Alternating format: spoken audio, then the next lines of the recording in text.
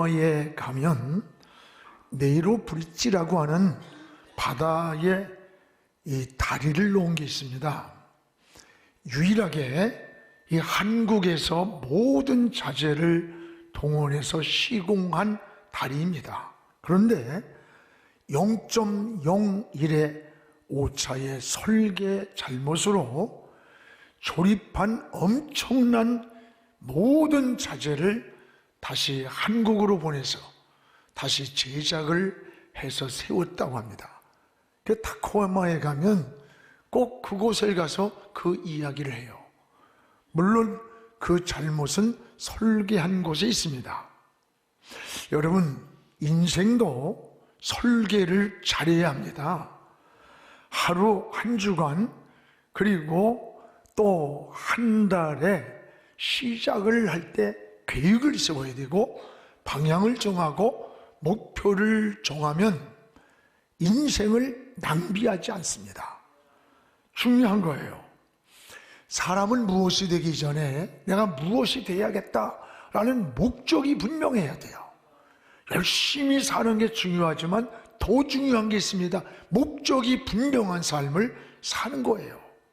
오늘 말씀은 바울이 고린도 지역에서 복음을 전하는 내용입니다. 주님은 영혼 구원하기 위해서 이 땅에 오셨습니다. 병자를 고쳐주신 후에도 너희 집으로 가서 내가 어떻게 고침받았는지 너희 가족이나 사람들에게 말하라는 거예요.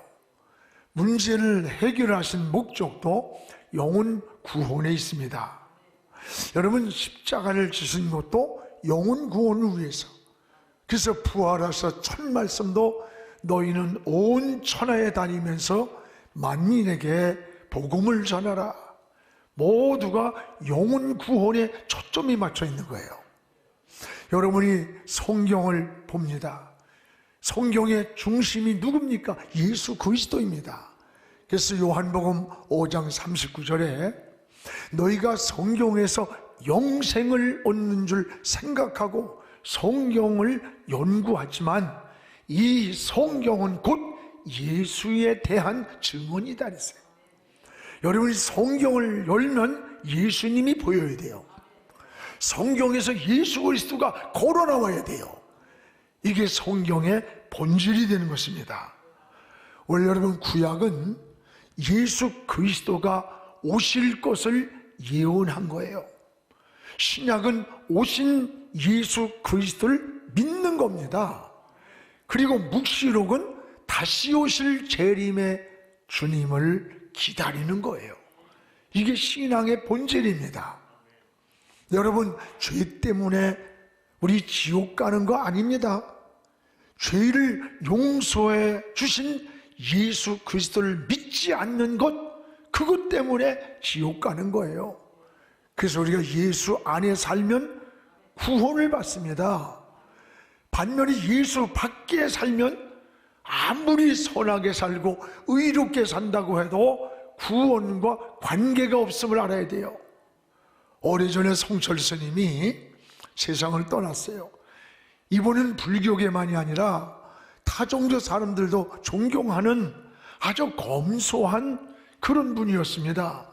18년 동안이나 세상을 내려가지 않고 거룩하고 도를 따라서 오염되지 않게 살겠노라고 여러분 18년을 산에서 머물면서 옷 한 벌을 가지고 수백 번을 기워 입던 그런 성자라고 사람들이 다 존경을 했어요. 그런데 너무 충격적인 일이 일어났습니다. 마지막 성철 스님이 죽을 때 그가 한 고백입니다. 그 고백이 뭔가, 나는 지금 저 펄펄 끓는 지옥으로 가고 있다. 내가 지은 죄가 저 수미산보다 더 많은 죄가 나를 누르고 있다는 거예요. 여러분, 그토록 내가 선하게 살아보려고 고행을 하면서 18년 동안 세상으로 내려가지 않고 살았건만 여러분, 구원받지 못했다는 고백 아닙니까? 행위로 구원을 받을 수가 없기 때문입니다. 우리는 모든 죄인은 예수님을 믿고 예수 안에 들어와야 해결이 되는 겁니다. 이게 은혜요, 이게 바로 복음인 거예요. 그래서 바울은 이 복음을 위해서 목숨을 걸었고, 그가 고난을 당하고 매를 맞으면서도 감옥에 갇히면서도 나는 이 복음을 전하지 않으면 화를 받을 것만 같다. 왜냐하면 이 복음 안에 생명이 들어있기 때문에, 이 복음이 생명이고 복음이 예수 그리스도이기 때문에 그래요. 오늘 말씀도 고린도 지역에서 바울이 복음을 전할 때 일어난 사건을 우리에게 보여주는 겁니다. 복음을 전할 때 무엇보다 하나님께서 좋은 동역자를 붙여줬어요.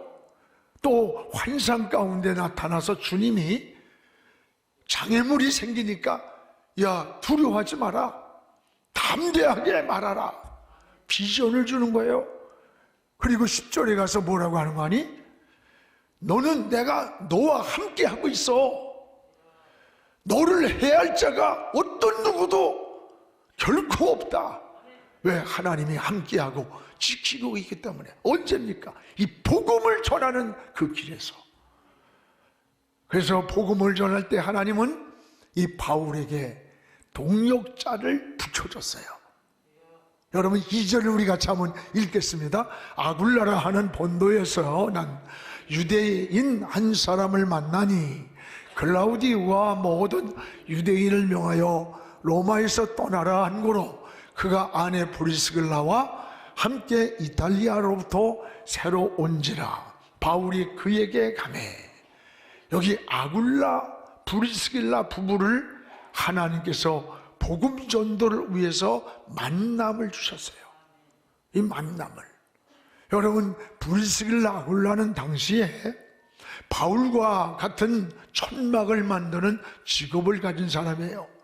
유대인이었지만 신앙을 받아들이고 독실한 크리스찬이었어요.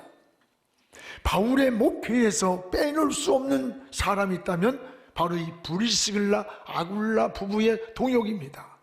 천막 사업을 해서 그 물질로 바울이 가는 선교 사역을 도와주었던 부부가 브리스길라 아굴라예요. 우리가 이것을 통해서 깨닫는 게 뭡니까? 사람이 세상을 살면서 세 가지를 잘 만나는 게 인생의 복이라고 말합니다. 하나는 사람을 잘 만나야 돼요. 여러분 인생 살면서 사람 잘 만난다는 게 얼마나 은혜인 줄 압니까? 사람이 살면서 사람 한 번 잘못 만나면 직장에서, 여러분 사업에서, 이웃에서 사람 한 번 잘못 만나 인생이 꼬이면요 뒤틀리는 거예요. 뒤틀려. 이 부부간에도 한 번 잘못 만나면 참 정말 힘든 인생을 살게 되잖아요. 사람 잘 만난다는 게 복이에요. 지금 백성들도 좋은 지도자를 잘 만나는 게 이게 얼마나 축복인지 몰라요. 오늘 우리 장로님의 기도에 은혜 받았어요. 나라 위해서 이 위기에서 기도 많이 하시기를 바랍니다. 또 하나는 때를 잘 만나야 합니다. 여러분 인생을 살면서 훌륭했던 인물들도 역사의 때를 잘못 만나서 그 시대에 빛을 보지 못하고 역사의 뒤안길로 사라진 사람들이 얼마나 많아요. 농사를 지어도 잘 지었지만 때를 잘못 만나 태풍이 와서 다 떨어뜨려버리고 망가질 때가 얼마나 많아요. 좋은 때를 만나야 풍작을 만나는 거예요. 또 하나는 하나님을 만나는 거예요. 성경의 인생에 변화된 사람, 삶의 새로운 삶을 산 사람들, 그 사람들은 하나님을 만난 사람들이에요. 오늘 바울도 훌륭한 것은 좋은 사람을 하나님이 붙여줬고 좋은 때를 붙여줬어요. 이게 우연입니까? 아니에요. 세상 사람은 재수가 좋아서 오늘 좋은 사람 만났네, 나 오늘 무슨 좋은 때를 운이 좋아 만났다고 하지만 우리는 운이라고 말하지 않고 재수라고 말하지 않아요. 하나님의 숨은 손이 있어요. 하나님의 손이 사람을 붙여줘야 돼요. 좋은 때를 만나게 열어줘야 되는 겁니다. 억지로 되는 거 아닙니다. 살면서 여러분 사기꾼 만나면 사기당하는 거예요. 도둑놈 만나면 도둑 맞는 거예요. 하루를 사는데 좋은 사람을 만난다는 거, 이게 얼마나 행복인 줄 알아요? 좋은 때를 만난다는 거 인생의 성공이에요. 여러분이 살아가는 앞길에 이런 좋은 만남이 있기를 주님의 이름으로 축복을 합니다. 오늘 바울이 훌륭해서 바울이 그 많은 하나님의 사역을 한 거 아니에요. 하나님이 좋은 사람을 만나도록 협력자를 붙여줬던 거예요. 디모데 같은 사람은 몸으로 바울의 평생에 협력을 했습니다. 그래서 내 아들이라고까지 고백을 하잖아요. 오네스모로 같은 사람은 내 마음을 시원하게 해준 협력자라고 고백을 합니다. 우리가 주의 일을 하다 보면 은혜 안에 하다가도 여러분 때로는 지칠 때가 있어요. 상처가 날 때도 있어요. 외롭고 힘들 때도 있어요. 이럴 때 누군가 내 곁에 위로자가 있다는 것은 큰 은혜고 힘이 되는 겁니다. 오늘 또한 오네스모로 바울의 마음을 시원케 한, 그런가 하면 브리스길라 아굴라 같은 부부, 베베 같은 자매, 또 여러분 루디아 같은 여인들은 그들이 물질로 바울이 선교하는데 그 지원을 하는 거야.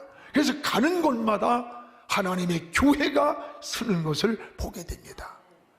이런 만남을 주셨기 때문에 바울이 하나님의 큰 일을 그 시대에 할 수 있었다는 거예요. 오늘 여러분이 시시각각으로 만남의 현장에서 살아가는 여러분들에게도 좋은 사람을 만나기를 축복합니다. 여러분 좋은 때를 만나기를 주의 이름으로 축원합니다. 하나님이 열어줘야 돼요. 붙여줘야 되는 거예요. 사람이 억지로 안 돼요. 오늘 여기 보면 바울은 하나님의 말씀에 붙잡힐 때 여기 보면 예수는 그리스도라 라고 고백하는 걸 보게 돼요. 여기 5절에 우리 한번 같이 읽겠습니다. 실라와 디모데가 마게도냐로부터 내려오는데 바울이 하나님 말씀에 붙잡혀, 뭐에 붙잡혀? 하나님 말씀에 붙잡혀 유대인들에게 예수는 그리스도라 밝히 증언했다. 하나님 말씀에 붙잡혔다는 거예요.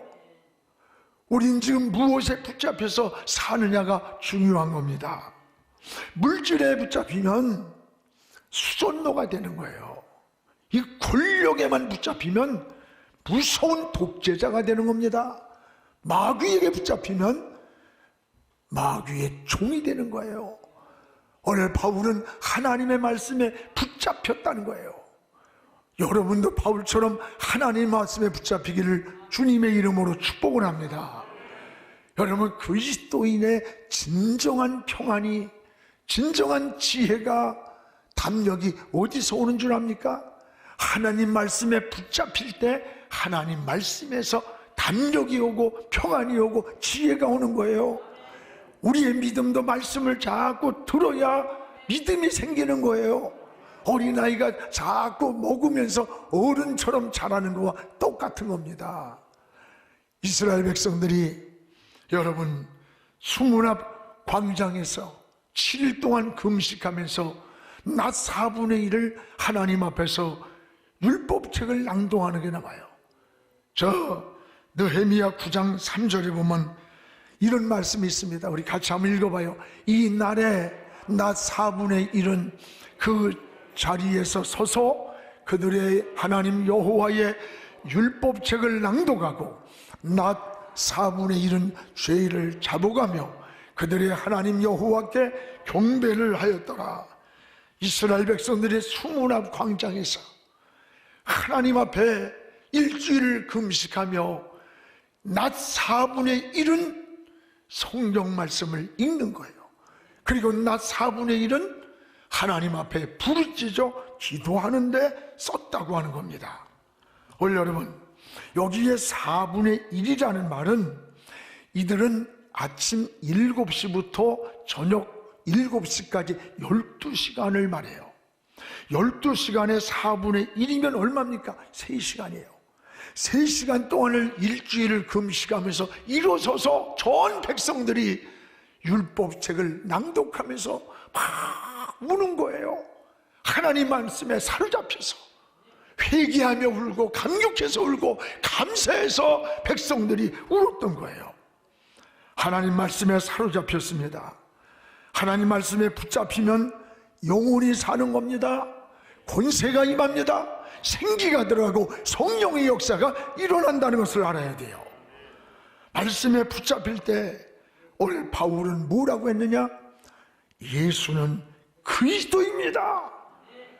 말씀에 붙잡힐 때 예수는 그리스도라고 전했던 거예요. 우리 5절을 다시 한번 읽겠습니다. 5절을 예수는 그리스도라, 예수는 그리스도라 밝히 증언을 했다 그랬어요. 그렇습니다. 예수는 그리스도라 굉장히 중요한 거예요. 예수님이 베드로에게 물었습니다. 야, 사람들이 나를 보고 누구라고 하냐? 어떤 사람은 선지자라고 합니다. 어떤 사람들은 세례 요한 같은 사람이라고 합니다. 그러면 너는 나를 누구라 하느냐? 다른 사람이 그렇게 말해도 너는 나를 누구라 하느냐? 그때 베드로가 뭐래요? 주는 그리스도입니다. 그리고 살아계신 하나님의 아들입니다. 주님이 기뻐하면서 바요나 시몬아, 네가 복이 있도다. 너는 반석이라. 너에게 천국의 열쇠를 준다. 내 위에 내 교회를 세우겠다고 했어요. 주는 그리스도라. 주는 그리스도라. 살아계신 하나님의 아들입니다. 이 신앙 고백이에요. 바울은 말씀에 사로잡힐 때 예수는 그리스도라 유대인들에게 증거를 했던 겁니다. 여러분, 예수는 그리스도라는 고백이 뭔 줄 알아요? 예수는 대제사장이요 선지자요 만왕의 왕이라고 하는 고백을 했던 거예요. 왜냐하면 예수는 자기 백성을 죄에서 구원할 자라고 하는 하나님의 아들의 이름이 예수예요. 근데 그 예수라는 뜻 속에는 그리스도라는 이름은 기름 부음을 받은 자. 여러분, 구약에서 기름 부음을 받는 건 세 종류가 있어요. 제사장이 기름 부음을 받고 선지자가 기름을 받고 왕이 되려면 반드시 기름 부음을 받아야 돼요. 오늘 그래서 예수는 그리스도라는 고백은 바로 예수님을 향해, 예수님은 우리의 제사장입니다. 우리의 선지자입니다. 우리의 왕이십니다 라고 하는 고백이라는 거예요. 그러면 여러분, 제사장이 하는 역할이 뭐예요? 제사장은 백성들의 죄를 가지고 양을 잡아서 제단에 들어가서 성소에 들어가서 백성의 죄를 용서해 주는 거예요. 백성을 축복해 주는 게 제사장의 역할이에요. 예수는 그리스도라는 말은 예수님은 우리의 대제사장입니다 라고 하는 고백이에요. 또 하나는 예수는 선지자입니다는 고백이에요. 지금 선지자가 하는 역할은 뭘까? 선지자는 백성들을 하나님께로 인도해 주는 거예요. 양육해 주고 깨우쳐 주는 게 선지자가 하는 역할이에요. 예수님은 우리의 선지자입니다. 또 하나는 왕입니다 라는 고백이에요. 왕의 역할은 뭘까요? 백성을 보호하는 거예요. 백성을 다스리는 거예요. 주님은 우리의 만왕의 왕입니다. 오늘 예수는 그리스도입니다 라는 한마디 속에 이게 다 들어있는 거예요. 사랑하는 여러분, 이 한마디 속에 예수는 기름 부음 받은 우리의 대제사장입니다. 예수님은 우리의 선지자입니다. 예수님은 우리의 만왕의 왕이십니다 라는 고백을 하는 거예요. 예수 그리스도만이 우리의 죄를 용서하시고 축복하시는 대제사장이요, 또 여러분, 예수 그리스도만이 우리를 깨우쳐주고 길을 천국까지 인도하는 선지자요, 우리를 원수 마귀로부터 보호하고 다스리는 만왕의 왕이라고 하는 고백인 겁니다. 그렇습니다. 사랑하는 여러분, 여러분도 예수는 그리스도라고 고백하고 이 복음을 전하시기를 바랍니다. 바울이 고린도에서 이 말씀에 붙잡혀서 예수는 그리스도라고 이 복음을 전하는데 놀라운 역사가 일어나는 거예요. 막 생명이 움직이고 막 진동하는 겁니다. 오늘 여기 8절에 보면 많은 사람들이 예수는 바로 너희들이 기다리고 있던 메시아인데, 그분이 우리의 대제사장이다, 그분이 선지자야, 그분이 만왕의 왕이야, 그분을 믿어야 돼 라고 말할 때 많은 사람들이 죽기로 돌아왔다는 거예요. 그래서 8절에 보면 고린도의 수다한 사람들이 예수를 믿고 세례를 받았다고 말씀합니다. 우리 8절 한번 같이 읽어보겠습니다. 또 회당장 그리스도가 온 집안과 더불어 주를 믿으며 수많은 고린도 사람이 듣고 믿어 세례를 받았더라. 당시에 그 유명했던 그 지역의 회당장, 이 회당장 그리스도라는 사람이 예수가 그리스도다, 메시아다, 그분이 우리가 기다리는 대제사장이었고 축복하는 그분이 우리의 선지자고 그분이 왕이었다는 것을 깨닫고 주님을 영접하는 거예요. 온 가정이 세례를 받으니까 고린도 교회가 많은 사람들이 주님께로 돌아와 세례를 받았다는 겁니다. 그렇습니다. 여러분, 하나님이 가장 기뻐하는 게 뭐라고 생각해요? 영혼 구원입니다. 나를 통해 예수 믿은 사람이 여러분 얼마나 되는가 생각해 봤습니까? 여러분이 10년, 20년, 30년 신앙생활했는데 나로 인해서 지금 예수 믿는 사람, 구원받은 사람이 몇 명이나 생각납니까? 몇 명이나 여러분 손가락에 기억이 납니까? 몇 명이나? 어쩌면 여러분 한 명도 기억이 안 날 수도 있어요. 생각해보면 그리 많은 게 아니에요. 이번에 우리 179명이 5월 8일 임직식을 받습니다. 장로님, 권사님, 안수집사로 장로 한 분을 세우는데 그냥 세우는 게 아닙니다. 여러분, 세례교인 25명이 있어야 장로님 한 분을 세울 수 있는 거예요. 이게 그냥 세우는 게 아닙니다. 우리 아버지가 79세에 천국에 가셨는데 서울이 집사로 가셨어. 그래서 내가 그 목사님한테 얘기를 했어요. 목사님, 자녀가 목사도 되고 우리 자녀들이 장로들, 권사들 그냥 거의 다예요. 그래도 그 안수 집사라도 좀 해야 되는 거 아닙니까? 그랬더니 목사님, 신자가 몇십 명도 안 되다 보니까 시골에서 한 사람이 죽어야 그 자리에 들어가는 거야. 자리가 없어. 자리가 튀우가 없어. 여러분, 세례교인 55명은 이게 헌법이에요. 적어도 장로가 된다면 여러분 까닭에 예수 믿은 사람이 세례교인 25명은 돼야 장로라는 이름을 가질 수 있는 겁니다. 여러분이 오늘 직분을 가진 것은 다른 사람들이 영혼을 많이 전도해서 거기에서 누리는 은혜를 받은 거예요. 이제 여러분 5월 8일 임직식이 오기 전까지 179명은 특별히 어떤 경우라도 한 영혼씩, 가족이 됐든 이웃이 됐든 친구가 됐든 어떤 경우든지 한 영혼을 전도하는 기회가 되기를 주의 이름으로 축복을 합니다. 저는 이제 영안교회 42주년과 함께 42년의 목회 속에서 그동안에 돌아보니까 세례받은 사람이 한 사람 한 사람 우리 교회에서 한 8,700명이 돼요. 물론 장로님으로 집사님으로 이미 예수 믿다가 우리 교회에 온 사람들은 2만 명이 돼요.